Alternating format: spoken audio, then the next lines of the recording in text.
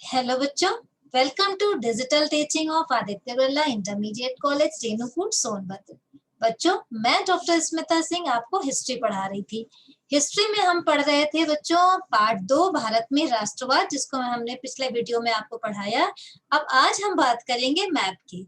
तो इसी चैप्टर से भारत में राष्ट्रवाद, इस चैप्टर से ही आपको मैप भरने को आता है। तो जैसे ज्योग्राफी में आपका 5 नंबर का मैप भरने को आता है, सेम उसी तरह हिस्ट्री में भी 5 नंबर का मैप भरने को आता है। तो आज हम आपको समझाएंगे कि कैसे जो है आप आसान तरीके से मैप भरना सीखेंगे।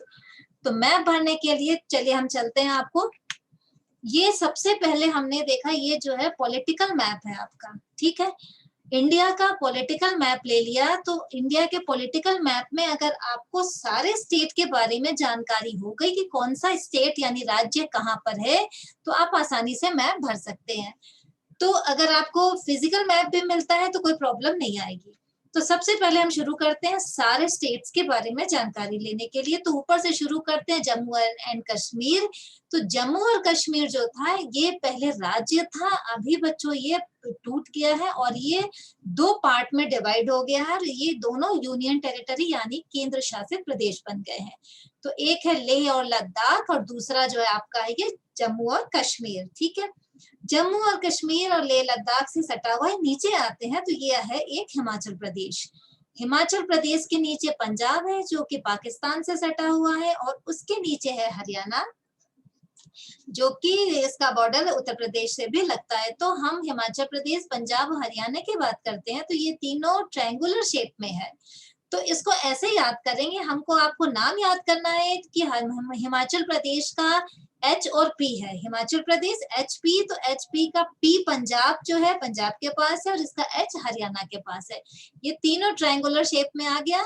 और पंजाब का बॉर्डर जो है पाकिस्तान का लिए हुए है, तो ये पंजाब पीले रंग का पाकिस्तान का बॉर्डर है और ये हिमाचल प्रदेश का एच नीचे हरियाणा है। ये 3 आपको याद हो गए। ऊपर आपका जम्मू कश्मीर जो 2 पार्ट में डिवाइड हुआ, लेह लद्दाख और जम्मू कश्मीर, उसके नीचे हिमाचल प्रदेश, उसके नीचे पंजाब, उसके नीचे हरियाणा। और इधर उत्तर प्रदेश है, इसको हम बाद में बात करते हैं। पहले इधर आते हैं राजस्थान। ये जो बड़ा सा है पिंक कलर का, ये राजस्थान है जिसका बॉर्डर पाकिस्तान से लगा हुआ है। राजस्थान के नीचे है गुजरात पीले रंग का, जिसके सबसे ज्यादा कोस्टल लाइन इसके पास है, समुद्र तटीय क्षेत्र। गुजरात के नीचे आते हैं महाराष्ट्र, ये ग्रीन कलर का है जिसकी राजधानी मुंबई है। और महाराष्ट्र से नीचे आते हैं तो कर्नाटका है। कर्नाटका और महाराष्ट्र के बीच में ये छोटा सा गोवा है, ठीक। कर्नाटका के नीचे आते हैं तो ये जो केरला है, इसको आपको याद करने का, नाम याद करने का एक तरीका मैं बताती हूँ कि केरला को आप क्या करिए, करेला, करेला के डिजाइन का दिख रही है, तो ये करेला की डिजाइन का केरला आपका हो गया। उसके जस्ट बगल में तमिलनाडु हो गया। तमिलनाडु से ऊपर चलते हैं तो आंध्र प्रदेश। आंध्र प्रदेश के पास भी कोस्टल लाइन है। ये जो समुद्र तटीय क्षेत्र है, आंध्र प्रदेश के ऊपर इसी से कट करके अलग बना हुआ है तेलंगाना। तेलंगाना की राजधानी हैदराबाद है। जैसे कि पहले आप जो है जानते थे कि आंध्र प्रदेश की राजधानी हैदराबाद, अभी आंध्र प्रदेश की राजधानी हो गई है अमरावती। इसके ऊपर चलते हैं उड़ीसा। ये भी समुद्र से सटा हुआ क्षेत्र है। उड़ीसा की राजधानी है भुवनेश्वर। जगन्नाथपुरी भी यहीं पर है। तो उड़ीसा के बाएं साइड चलते हैं तो छत्तीसगढ़, जो कि मध्य प्रदेश से कट करके अलग होकर के बना है। और ये मध्य प्रदेश यानी पूरे भारत के मध्य में है, भारत का हृदय है ये। तो मध्य प्रदेश यानी मध्य का भाग, ये मध्य प्रदेश हो गया। मध्य प्रदेश के उत्तर में है उत्तर प्रदेश, जो कि नेपाल से सटा हुआ है। उत्तर प्रदेश के उत्तर में हिमाचल प्रदेश से सटा हुआ उत्तराखंड है, जो उत्तर में है, ये भी इसलिए इसका नाम इसका उत्तराखंड है। अब ये नेपाल से सटा हुआ उत्तराखंड भी है और इधर उत्तर प्रदेश है। नेपाल से आधा भाग इसका जो है बिहार से सटा हुआ है। उत्तर प्रदेश के दाहिने साइड में है बिहार। बिहार से कट करके अलग होकर के बना है ये झारखंड। अब झारखंड के दाहिने साइड चलते हैं पश्चिम में।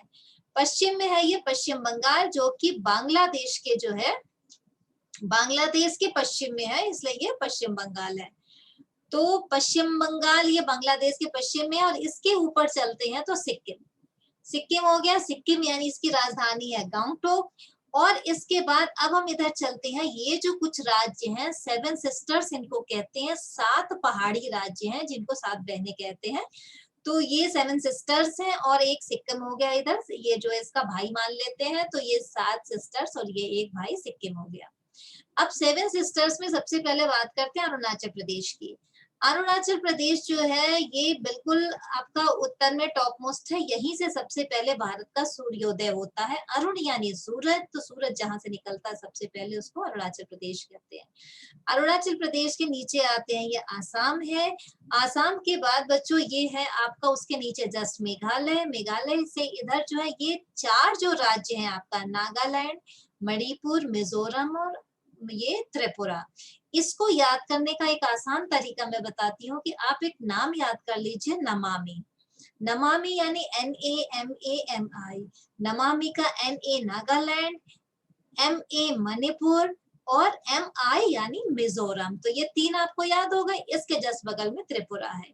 तो ये नाम कैसे 7 सिस्टर्स की याद करनी है, 2 ए से है, अरुणाचल प्रदेश और आसाम। इधर नमामि आपका NA Nagaland, MA Manipur, MI Mizoram, ये त्रिपुरा। और मेघालय यानी मेघों का आलय है, जहां पूरे विश्व की सबसे ज्यादा बारिश यहीं पर होती है। और ये जो है मेघालय आपका कहाँ पर है, आसाम के जस्ट नीचे, बांग्लादेश का बॉर्डर लिए हुए। आसाम है आसमान, आसमान में आसमान के नीचे क्या होता है, बादल होते हैं, तो आसमान के नीचे मेघ है, तो ये मेघालय और असम आपको याद रहेगा नाम से। असम यानी आसमान, ठीक है। तो ये ऐसे नाम को आप कोरिलेट कर लेंगे किसी चीज से तो याद करना आसान हो जाएगा।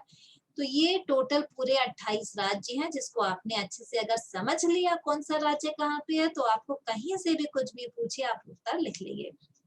बस आपको मालूम होना चाहिए कि कौन सी घटना कहाँ पर घटी है। तो अब हम चलते हैं ब्लैंक मैप की तरफ। ये है आपका ब्लैंक मैप। अब हम इस पे जो कोरिलेट करते हुए इसको ध्यान से समझेंगे कि कौन सा राज्य कहाँ पे है। बच्चों अगर आप इस ब्लैंक मैप से भरना, पहले आप उसको समझ लीजिए, माइंड सेट कर लीजिए, उसको बैठा लीजिए दिमाग में कौन सा राज्य कहाँ पे है। फिर आप प्रैक्टिस करिए, पहले एक बार ब्लैंक मैप लेके भरिए, हो सकता है पूरा नहीं भर पाए, कुछ रह जाए, फिर सेकेंड टाइम, फिर थर्ड टाइम, आते आते पूरा आप राज्य भर लेंगे। तो जब आपको राज्यों की स्थिति की जानकारी हो जाएगी तो बहुत आसानी से आपको मैप भरना इजी हो जाएगा। तो अब हम शुरू करते हैं यहाँ से। ये क्या है आपका जम्मू एंड कश्मीर। तो जम्मू एंड कश्मीर जो है ये पूरा यहीं से अलग होकर ये है लेह और लद्दाख। और आपका बच्चों तो ये शुरू करते हैं यहाँ से, ये आपका है लेह और लद्दाख और ये है आपका जम्मू एंड कश्मीर, ठीक है।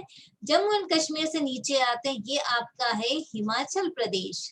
इसको मैं ऐसे लिख देती हूँ, ये है हिमाचल प्रदेश, ठीक है। इसके बाद यहाँ पर आए तो ये है आपका पंजाब और पंजाब के नीचे हिमाचल प्रदेश का H आपका आ गया यहाँ पर, ये हरियाणा, ठीक है। ये है आपका राजस्थान, राजस्थान और ये है आपका गुजरात, गुजरात हो गया। गुजरात के नीचे चलते हैं तो ये है आपका महाराष्ट्र, ओके। फिर महाराष्ट्र के नीचे है आपका ये कर्नाटका, दोनों के बीच में ये छोटा सा क्या है, ये गोवा, ठीक है। अब नीचे आए, कर्नाटका के जस्ट नीचे ये पतला सा लंबा सा भाग है, क्या है, करेले के डिजाइन का, ये आपका है केरला, ठीक। केरला के इधर है ये आपका तमिलनाडु, तमिलनाडु से ऊपर चलते हैं तो ये है आपका आंध्र प्रदेश, जो कि समुद्र तटीय क्षेत्र है, इसकी राजधानी है अमरावती। आंध्र प्रदेश से कट करके अलग बना हुआ है ये आपका क्या है, तेलंगाना। तेलंगाना से उधर चलते हैं, ये आपका है उड़ीसा, उड़ीसा जो कि समुद्र तटीय क्षेत्र है। उड़ीसा से इधर ये आपका हो गया छत्तीसगढ़, ठीक है। छत्तीसगढ़ जो कि मध्य प्रदेश से अलग होकर बना है और ये मध्य प्रदेश यानी पूरे भारत का ये जो है सेंटर है आपका क्या है, MP यानी मध्य प्रदेश। फिर इधर आ गए हम, ये आपका यूपी हो गया, यूपी यानी आपका उत्तर प्रदेश और ये हो गया आपका उत्तराखंड, ठीक। नेपाल का बॉर्डर लेकर के, ये नेपाल का बॉर्डर लेके ये भी बना है, नेपाल का बॉर्डर लेके ये उत्तर प्रदेश भी है आपका, और इसी तरह ये आपका हो गया बिहार, ठीक है। ये जो है नेपाल का बॉर्डर लेके बिहार हो गया, बिहार से ही अलग होकर के क्या बना है आपका झारखंड। इसके बाद ये आपका उसके दाहिने साइड चलते हैं, ये आपका है वेस्ट बंगाल, जो कि बांग्लादेश के बाय साइड है यानी पश्चिम में है, वेस्ट में है, इसका नाम है इसका वेस्ट बंगाल यानी पश्चिम बंगाल। इसके ऊपर चलते हैं, ये है आपका सिक्किम। सिक्किम के बाद इधर आते हैं, ये तो आपका नेपाल हो गया और ये आपका भूटान हो गया, इसको छोड़ दीजिए। फिर ये अपने भारत के राज्यों की तरफ चलते हैं, अरुणाचल प्रदेश। ठीक है, अरुणाचल प्रदेश के बाद आपको याद रखना है उसके जस्ट नीचे भी आपका ए से ही है आसाम। ठीक, आसाम यानी आसमान, आसमान के नीचे ये क्या है बच्चों, मेघालय का एम हो गया। अब इधर चलते हैं, ये है आपका नागालैंड, नागालैंड NE। ओके, ये फिर आपका ये आपका हो गया मणिपुर। मैंने आपको याद दिलाया था कि NAMA, और ये हो गया आपका मिजोरम MI। तो क्या बना ये बच्चों, ठीक है, NAMA और MI, नमामि, इससे याद रहेगा, नागालैंड, मणिपुर, मिजोरम, और ये आपका हो गया त्रिपुरा, छोटा सा ये आपका त्रिपुरा है। ठीक है, तो ये आपको अगर पूरे राज्य याद हो गए कि कौन से राज्य कहाँ पे हैं, तो आप आसानी से जो है मैप आप इसको भर लेंगे। ये आपका लेह लद्दाख मैंने नहीं लिखा, लेह लद्दाख, और ये हो गया जम्मू एंड कश्मीर। ठीक, तो ये आपको अगर याद हो गया तो आप आसानी से मैप भर लेंगे। तो अब चलिए हम प्रैक्टिस करते हैं। ठीक है, अब हमको देखना है, ये चैप्टर आपका भारत में राष्ट्रवाद है, तो इसमें से क्वेश्चन जो आपको एग्जाम में आता है वो आता है भारतीय राष्ट्रीय कांग्रेस के बारे में। आपको पॉलिटिकल मैप मिले या फिजिकल मैप मिले कोई फर्क नहीं पड़ता, अगर आपको स्टेट पता है कौन सा कहाँ पे है तो इजीली आप भर लेंगे। तो पहला अधिवेशन इनका जो है, भारतीय राष्ट्रीय कांग्रेस का पहला अधिवेशन 1885 में मुंबई में हुआ था, ये आपका है मुंबई। ठीक, इसके बाद दूसरा अधिवेशन 1886 में हुआ था, ये कोलकाता में। फिर ये 1900 में लाहौर, पाकिस्तान, लाहौर में हुआ था, जो कि स्वतंत्रता प्राप्ति के बाद पाकिस्तान में चला गया। 1910 में इलाहाबाद में, जो कि इलाहाबाद आपका ये उत्तर प्रदेश में है। फिर 1920 में नागपुर में, याद रखने लायक है बच्चों, ये 1920 में 2 बार हुआ था, एक बार 1920 में कोलकाता में हुआ था, उसके बाद दिसंबर में लास्ट में जाकर के दोबारा से हुआ। तो 1920 में थोड़ी सी मतभेद था इन लोग को, असहयोग आंदोलन चलाना है कि नहीं चलाना है, उस पर थोड़ा सा कंफ्यूजन था, और ये जो इलेक्शन का बहिष्कार करना चाहते थे, तो इसलिए थोड़ा सा डर था हिंसा होने की। इसलिए फिर दोबारा जब 1920 में नागपुर में जो ऐसी हुआ इनका भारतीय राष्ट्रीय कांग्रेस का अधिवेशन, तो उसमें ये निर्णय लिया गया कि असहयोग आंदोलन चलाया जाएगा। फिर 1924 में बेलगाम कर्नाटक में हुआ, ये है आपका बेलगाम कर्नाटक, जहां गांधी जी इसके अध्यक्ष बने थे। और 1946 में मेरठ उत्तर प्रदेश में, जो कि स्वतंत्रता प्राप्ति के पहले का लास्ट अधिवेशन था, कहां पर, ये मेरठ उत्तर प्रदेश, ये दिल्ली से सटा हुआ उत्तर प्रदेश का भाग है मेरठ। फिर है आपका ये जयपुर राजस्थान 1948 में, जो कि स्वतंत्रता प्राप्ति के बाद का पहला आपका अधिवेशन था, जयपुर राजस्थान। इसके अलावा आपको कुछ बातें याद रखनी है कि जहां 2 बार से ज्यादा हुआ था, 2 बार हुआ था, उससे ज्यादा जहां हुआ था वो इतने 6 जो है आपके राज्य हैं। तो लाहौर, दिल्ली, इलाहाबाद, मुंबई, कोलकाता और मद्रास में 2 बार से ज्यादा हुआ था। याद कैसे करना है आपको, 4 महानगर थे आपके, दिल्ली नहीं, ये मुंबई, ये कोलकाता और ये चेन्नई यानी मद्रास। तो 4 महानगर आपके, ये हो गया मुंबई, ठीक है, 1 महानगर, दूसरा आपका दिल्ली, तीसरा आपका कोलकाता, और चौथा आपका ये चेन्नई यानी कि महाराष्ट्र। ये 4 ऐसे महानगर थे जहां जो है 2 बार से ज्यादा, मतलब 3 बार 4 बार ऐसे हुए थे यहाँ पर कांग्रेस के अधिवेशन। इसके अलावा 2 जगह और था, एक है आपका ये इलाहाबाद और एक है आपका लाहौर। इलाहाबाद आपका अभी यहाँ पे है उत्तर प्रदेश में, लाहौर आपका पाकिस्तान में है। तो ये आपको कुछ जो है डेट्स याद रखनी पड़ेगी, कब कब कहाँ पर हुआ था और कौन उसके अध्यक्ष थे, रीजन क्या था। अब ये बच्चों ये एक और मैप हमने लगाया, इसमें बहुत सारे जो है बना हुआ है। देखिए ये पाकिस्तान में आपका ये 4 बार हुआ, ये लाहौर में, ठीक है, लाहौर में 4 बार हुआ। इसी तरह इधर आपका इलाहाबाद में भी ये 4 बार हुआ, देख रहे हैं। इसके अलावा आपका ये मुंबई में भी कई बार हो चुका है, इधर कोलकाता में भी कई बार हुआ है, इधर आपका मद्रास में भी कई बार हुआ है, और ये दिल्ली में भी ये 3 बार हुआ है। ठीक, तो ये कुछ ऐसे थे जो 2 बार से ज्यादा वाले 4 महानगर हो गए आपके। इसके अलावा जो है ये 2 बार से ज्यादा लाहौर में, इधर इलाहाबाद में, इसके अलावा कहीं 2 बार, कहीं 1 बार, ये भारतीय राष्ट्रीय कांग्रेस का अधिवेशन हुआ था, जो आपके इस चैप्टर से रिलेटेड आपके एग्जाम में, बोर्ड एग्जाम में क्वेश्चन आता है। अब आगे चलते हैं, इसका दूसरा पार्ट है स्वतंत्रता आंदोलन के प्रमुख केंद्र। इसमें अब हम देखें कौन कौन से आंदोलन कब कब हुए थे। तो पहला हम इसमें देख रहे हैं 1917 में चंपारण बिहार में बागान व्यवस्था के विरुद्ध जो आंदोलन हुआ था। तो गांधी जी का जब 1915 में गांधी जी भारत आए अफ्रीका से, तो आने के बाद उनका पहला ये आंदोलन था। नील की खेती होती थी वहां पे के लोगों ने, किसानों ने वहां पे इस बागान व्यवस्था के विरुद्ध आंदोलन किया था। जबरदस्ती जो उनसे नील की खेती कराई जाती थी। तो चंपारण बिहार में गांधी जी के नेतृत्व में सत्याग्रह आंदोलन हुआ था। दूसरा 1918 में खेड़ा में गुजरात में गांधी जी का किसान सत्याग्रह आंदोलन हुआ था, जहां उन्होंने प्लेग की महामारी फैलने के कारण और फसलों के खराब हो जाने के कारण जो कर देने में परेशान थे ये किसान, उनके लिए गांधी जी ने सत्याग्रह आंदोलन चलाया था। फिर 1918 अहमदाबाद में गुजरात के सूती मिल मजदूरों के लिए गांधी जी ने अपना सत्याग्रह आंदोलन चलाया। 1919 में बच्चों, ये तो आपको पता ही होगा, जलियांवाला बाग हत्याकांड बहुत ही एक दर्दनाक ये हत्याकांड थी, जिसमें जनरल डायर ने मेन गेट बंद करा के वहां से गोली का आदेश दिया। बहुत सारे स्त्री पुरुष बच्चे मारे गए थे। तो 13 अप्रैल 1919 की घटना थी ये, अमृतसर पंजाब में। 1922 में गोरखपुर के पास जो चौरी चौरा था, उत्तर प्रदेश के गोरखपुर के पास, वहां पर गुस्साई भीड़ ने थाने में आग लगा दी थी, जिससे दुखी होकर के गांधी जी ने असहयोग आंदोलन वापस ले लिया था।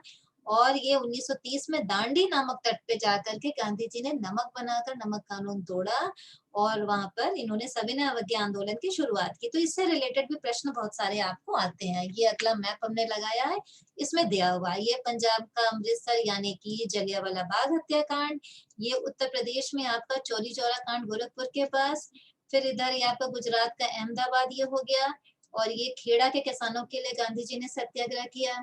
इधर बिहार का चंपारण है, जहां पर सत्याग्रह आंदोलन हुआ नील के बागान मालिकों के लिए। तो इस तरह ये पूरा आपका बना हुआ है। इसमें जो आप देख लीजिए बच्चों, कौन कौन सा ये यहाँ पर स्वतंत्रता संबंधी जो आंदोलन किए गए थे वो यहाँ पे दिए हुए हैं। ठीक है, इसके आगे चलते हैं। कुछ प्रश्न, कुछ आपके बोर्ड एग्जाम से रिलेटेड प्रश्न है यहाँ पर, जिसके बारे में आपको बता दें कैसे क्वेश्चन पूछते हैं।